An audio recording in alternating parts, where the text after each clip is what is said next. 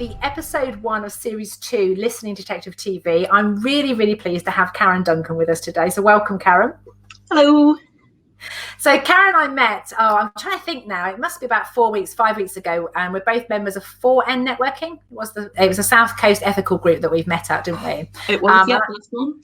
And this is my way of saying thank you to Karen, because those of you know that I launched a 7-day Make It Happen program. I've had this vision of wanting it to be virtual and somebody else be able to do it. And Karen very kindly went through the whole 7 days when it wasn't even polished or really presented for just doing it virtually. You just watched recordings of when we did it live, and gave me some excellent feedback. So again, thank you for that.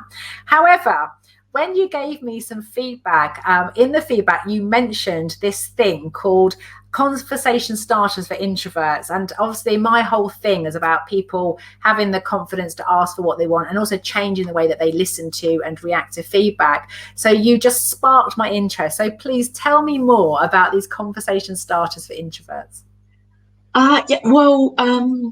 When I started making jewellery, my inspiration was wanting those little things that people can get hold of.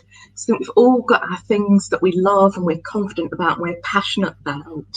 And I think we don't often have the opportunity to explore that.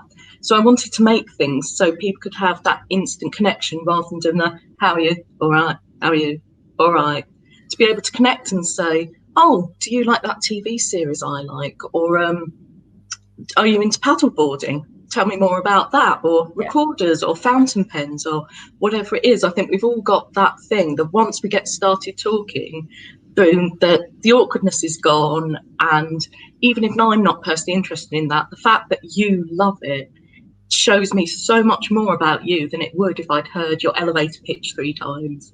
Yeah. So I just think having that little thing that you can connect, whether it's like a logo on your stationery or some cufflinks with your football team on or whatever else, just that thing where you can go, yes, that's the thing, this is a real person, we can talk to each other now. Yeah, it's that common denominator. And I have to say that's probably where my biggest challenge is in life. Let's just, before we just rewind a bit, what's your definition of an introvert? What does it mean to you to be an introvert? It actually took me quite a long time to work out that I was an introvert, which all my friends would find that quite bizarre.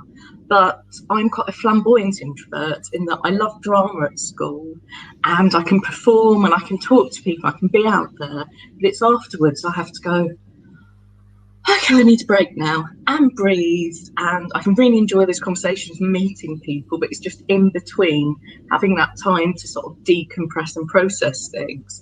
So for me, it's what I do between those times with other people that define me as an introvert. Yeah. I remember someone saying about extroverts, they get their energy from people. And I was like, I remember trying to make sense of that. I was like, because everyone assumes I'm an extrovert because like say, I'm quite happy to do this. I'm chatty. I'm the hostess with the mostest when there's stuff to be organized. But when everyone's gone, I'm like that. Just like that deflated. And when people said extroverts get their energy from the groups, I'm like, I can't be an extrovert then. And I remember saying to somebody, I think I said to you before we got on camera, that I described myself as an introverted extrovert, and someone laughed at me. And I was like, no, I really do think that's what it is. But tell me about these, because the jewelry you make, that the idea is that they've got this as a conversation starter. So tell me a bit more about the jewelry and how that works to help these conversations get started. Well, sometimes it's in a more overt way. So I've had like someone who's really into archery had like the bow and arrow brooch. So that's sort of quite clear as soon as someone sees that. It's like, oh, do you like archery? Why? Yes, I do.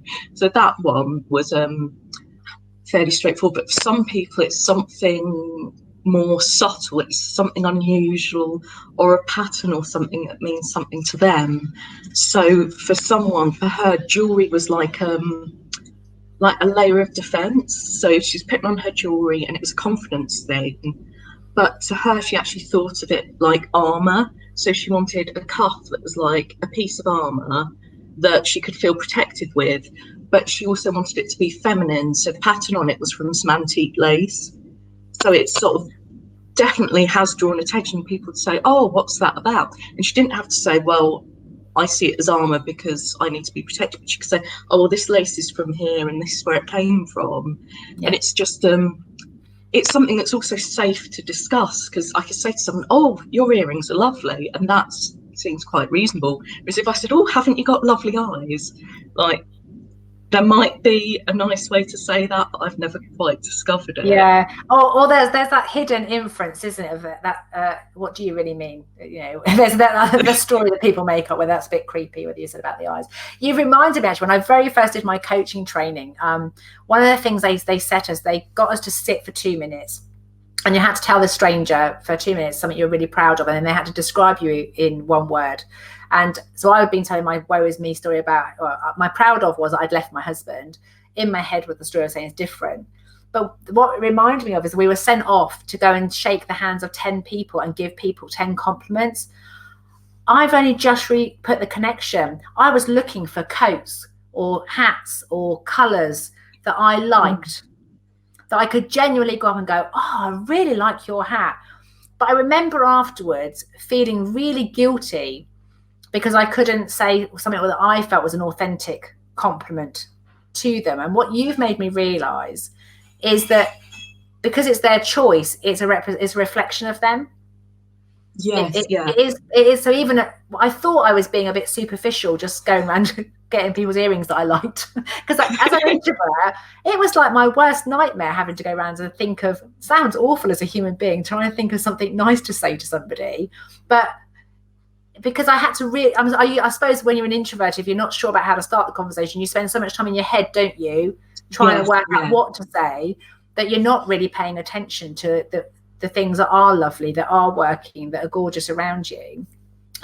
It's just such a gift that you've got. What I wish we had done, we will put a link below in the video. So it is, your website's called ponyponypony.co.uk, and we'll get you some pictures and that there. But basically, from my understanding, you get them to, they can design it with you, and you create things bespoke for each person. So they've got jewelry that's representing something that's important to them, but can also act as a conversation starter for them when they're in probably doing networking, things like that as well. Do you have any other strategies that you find as an introvert that works for you to get conversations started?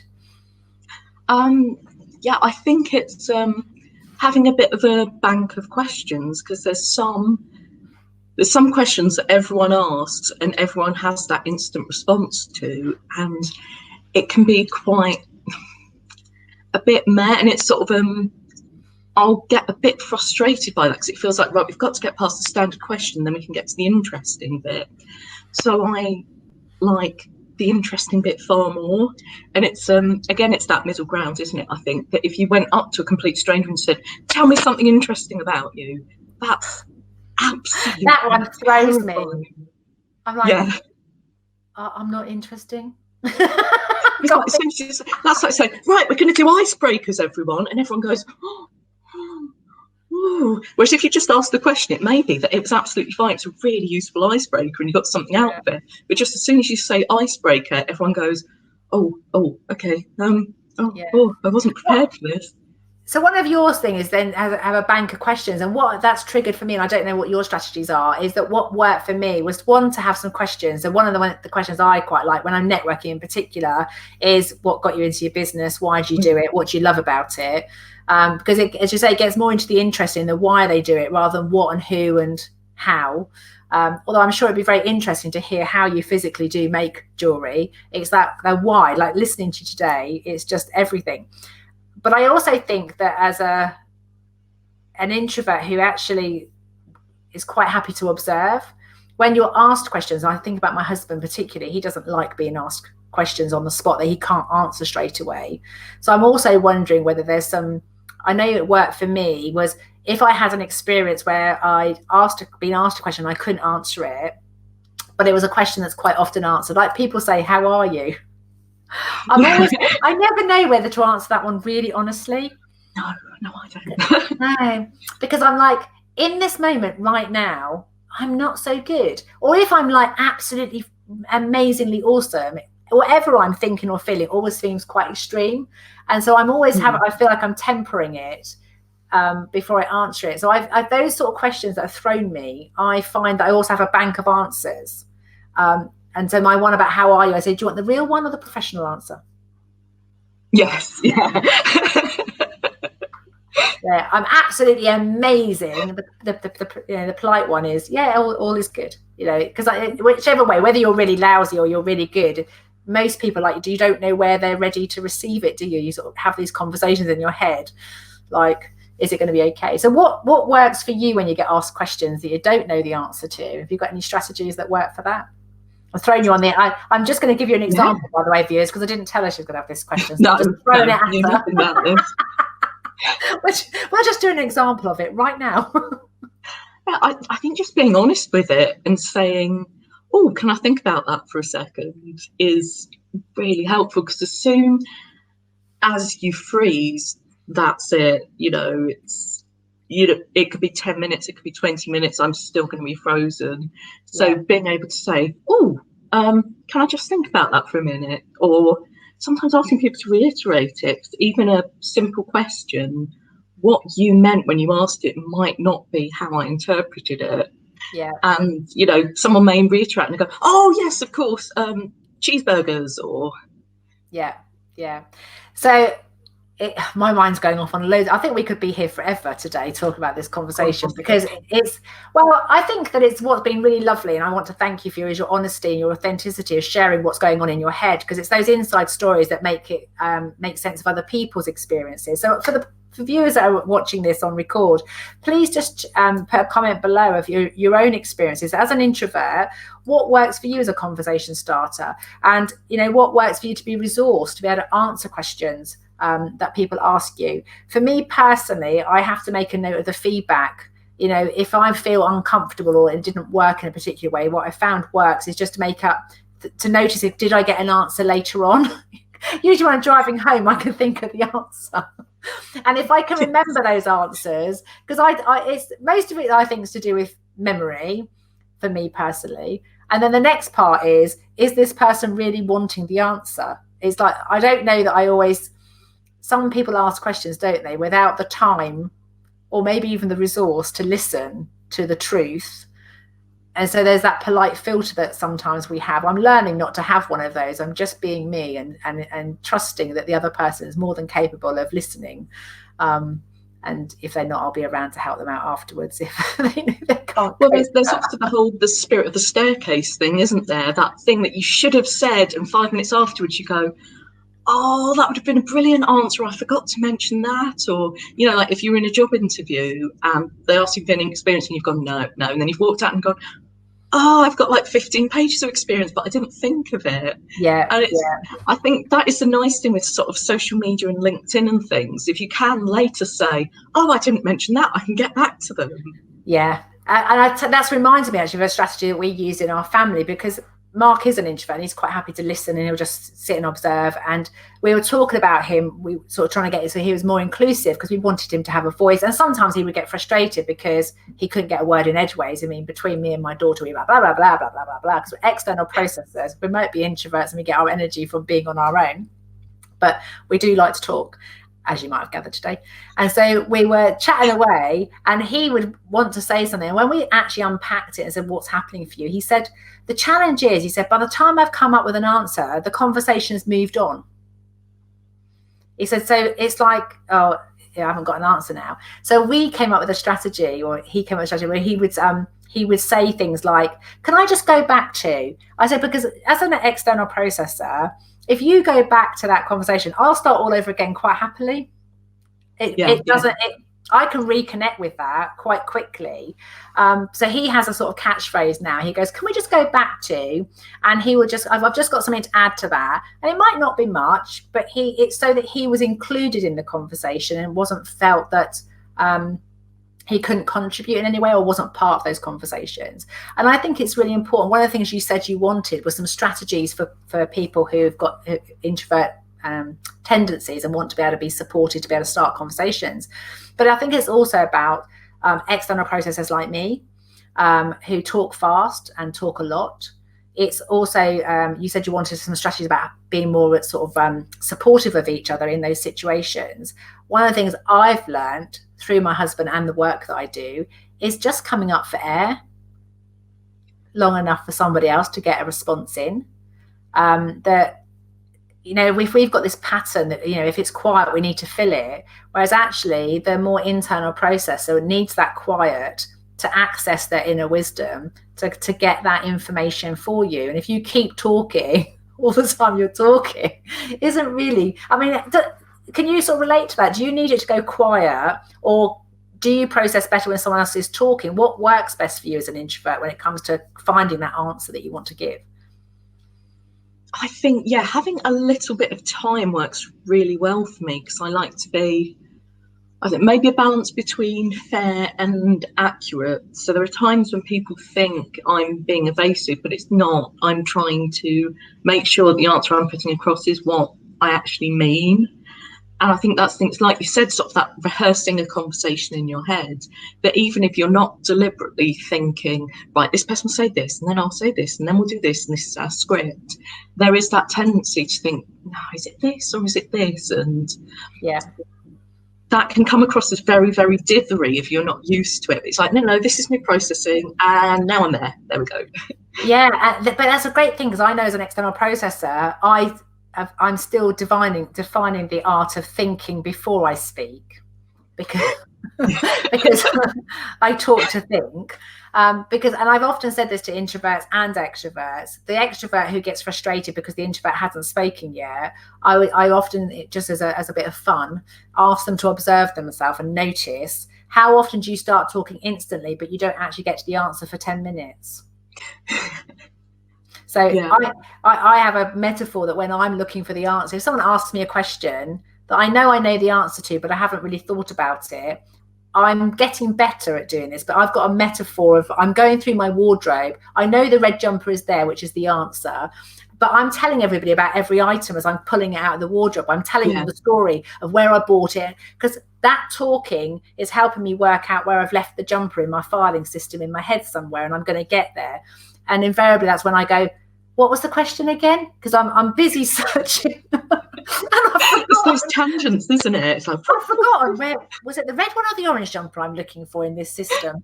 And I've practiced trying to do it internally. And I think it's just having that compassion for each of us, isn't it? Whatever our processing thing is. One, people need a certain amount of time. Some may do it internally. Some might do it externally. And we might not give you the truth straight away. The first answer may not be the right answer. It's just that we have to have those dialogues.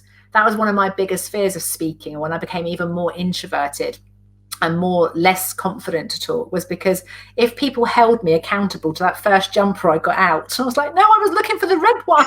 No, this is not the right answer. I don't want this one. And some people, when they heard the answer, they can't let it go. They hold on to that response, isn't it? So that then impacts people's confidence to even speak in the first place. You have to have compassion to let people change their mind, that once they've heard it out loud. Yeah, compassion is a really good way of putting it, actually, because I think there can be lots of things like tips for introverts, which often they're like, pretend to be an extrovert and hope no one notices, which isn't necessarily helpful. I've seen sort of lots of things like, here's some tips for introverts, and it's like, fake it till you make it, and it's like, oh, yeah.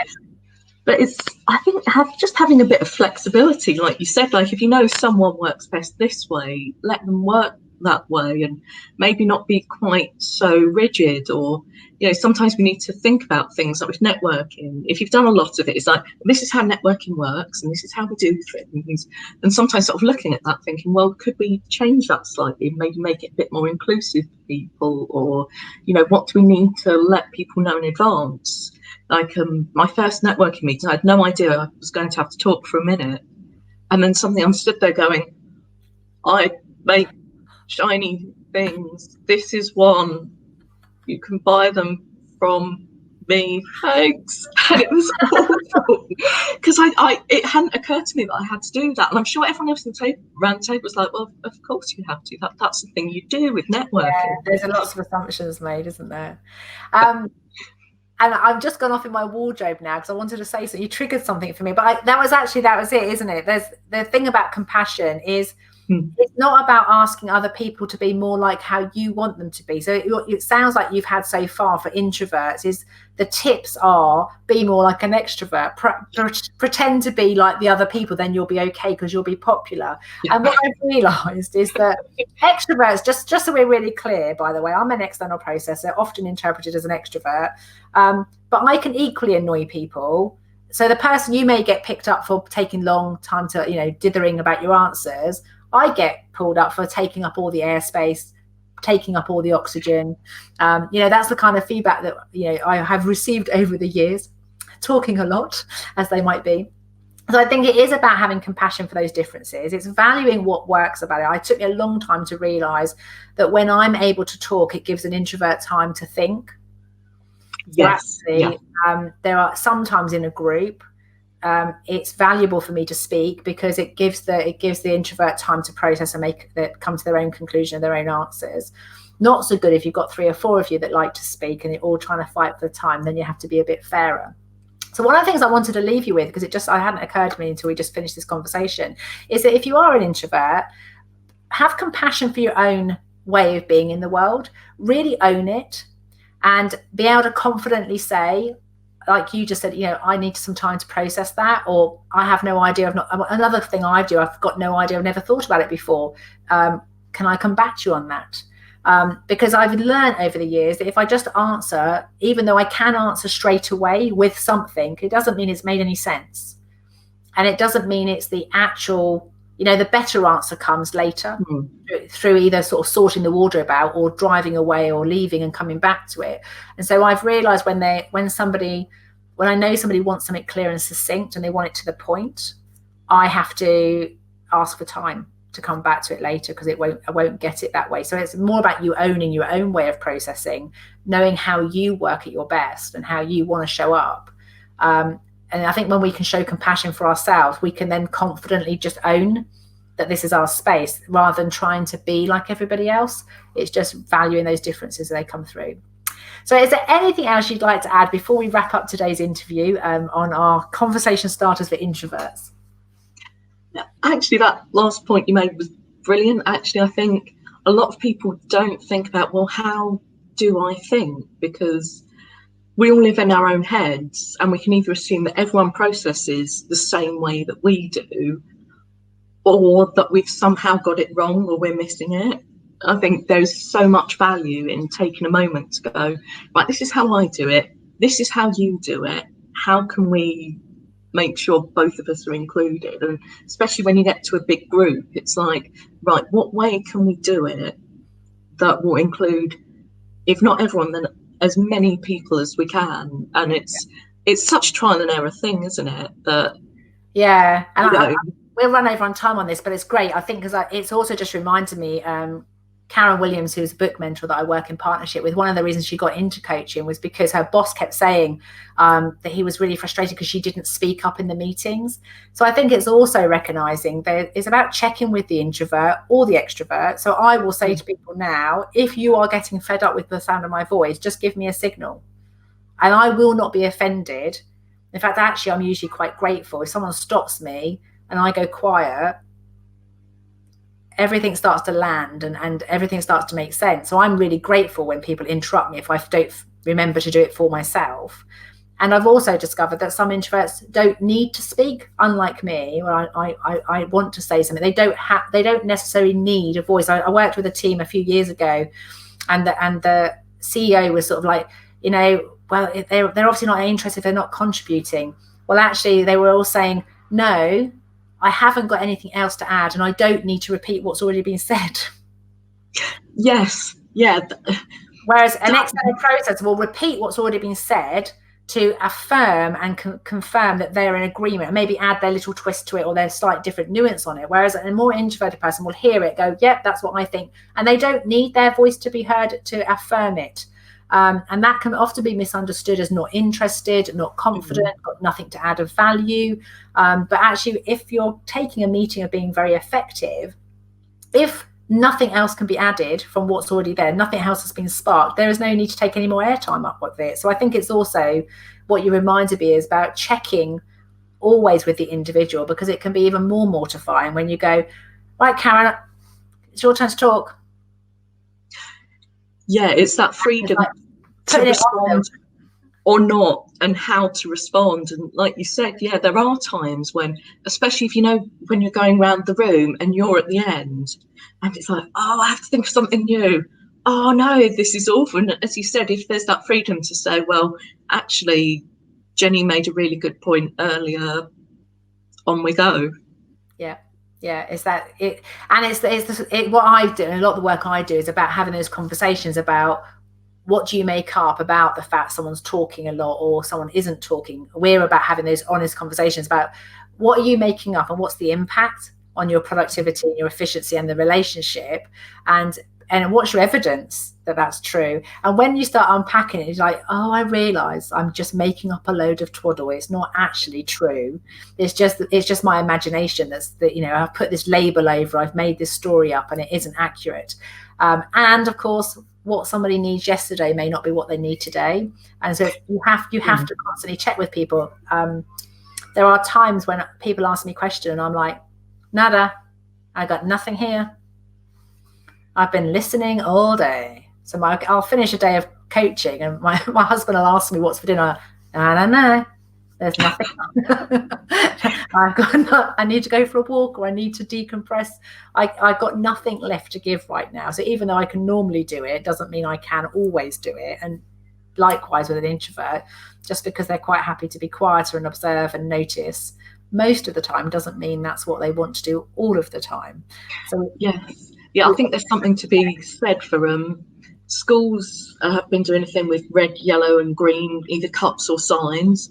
So sort of green is like, everything's fine, you don't need to come to me, it's all good. Yellow is like, I'm a bit uncertain, and red is, oh my goodness, I don't know what's happening. And I think sometimes it would be great if we had that as adults, if we could just be like, yeah, I know I've been quiet, I'm fine, or actually, yeah. Well, one of the things I talk about is if you get your own peer support network, what the ideal world is that people understand what you're like at your best, but they also understand what you're like at your worst, and they know what you can be able to communicate to them, what they're going to hear and see when you're at your worst, and what they need to do or say or not do or say at the time. Because if I go quiet, I remember sort of saying, because when I go quiet, people think there's something wrong. I go, no, just resting.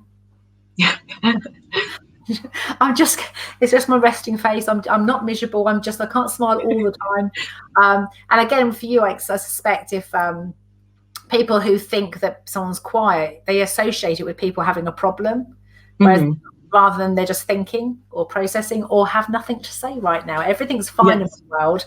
But of course, the more someone hammers on about it, sometimes that then creates a problem when there wasn't one until we're pointing. So it's always about checking.